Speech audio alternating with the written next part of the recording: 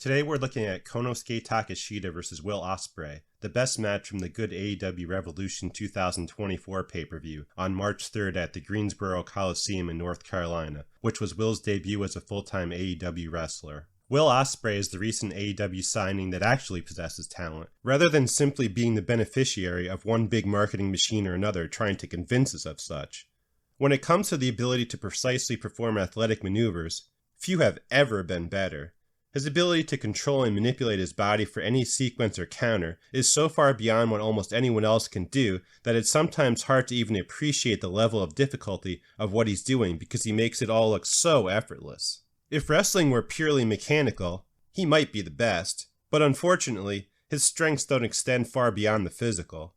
Ospreay is always going to work hard, and work well, spamming one big move after another, but it's really up to his opponent whether or not it's going to amount to anything. Konosuke Takeshita has also been one of the best wrestlers in recent times, and he both succeeded and failed in utilizing Will in this one. Takeshita was able to guide Will through an entertaining spot fest in a swift and compact fashion.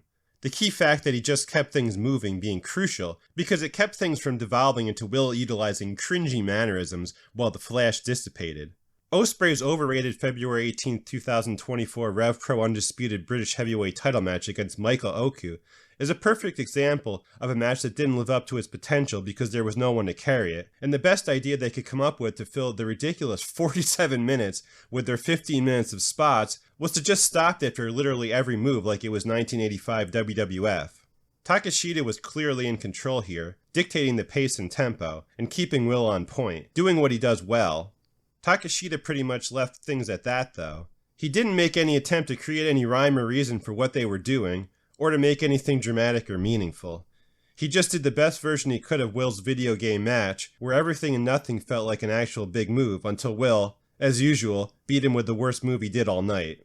Unlike the Takeshita vs. Chris Jericho match from February 7, 2024, where Takeshita practically had to move in reverse so as to not leave geriatric in the dust, there were a few times when Takeshita had his hands full just keeping up with Ospreay.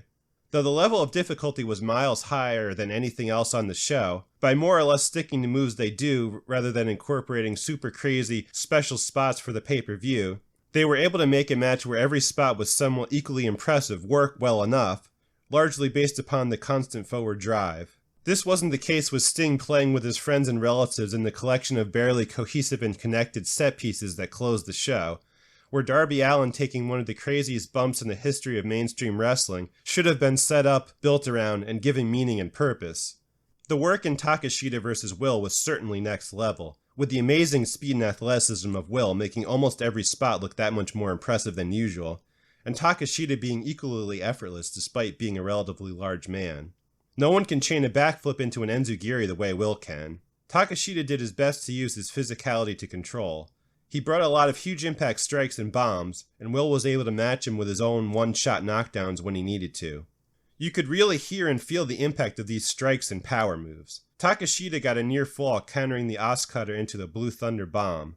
While they picked all of this sort of low-hanging fruit with one wrestler intercepting their charging or flying opponent, there weren't many sequences that were particularly evolved, or counters that were surprising or clever, which is one of the reasons this doesn't stand out the way Will's matches against Zack Sabre Jr. do. It was a highly athletic contest between two of the greatest athletes, where it was easy to appreciate the car crashes, but it doesn't feel like many individual spots or sequences really need to be discussed, as their goal wasn't build or staying power. Takeshita avoiding the Frankensteiner off the top and seemingly trying to hit a sheer drop brainbuster out of the corner stood out, mostly because Will's lower back and the back of his knee were what actually hit the turnbuckle, causing a scrape just above the top of his pants. The finish was notable in the sense that this was the point where they busted out something next level crazy, but quickly became groan-inducing because Will used one of the most dangerous and deadly looking finishers ever, the Tiger Driver 91, which in the All Japan days was preserved by Mitsuharu Misawa as a way to finally get out of the ring in one of the toughest title matches of the year, merely to set up winning with that silly thing where he flicks his elbow straight.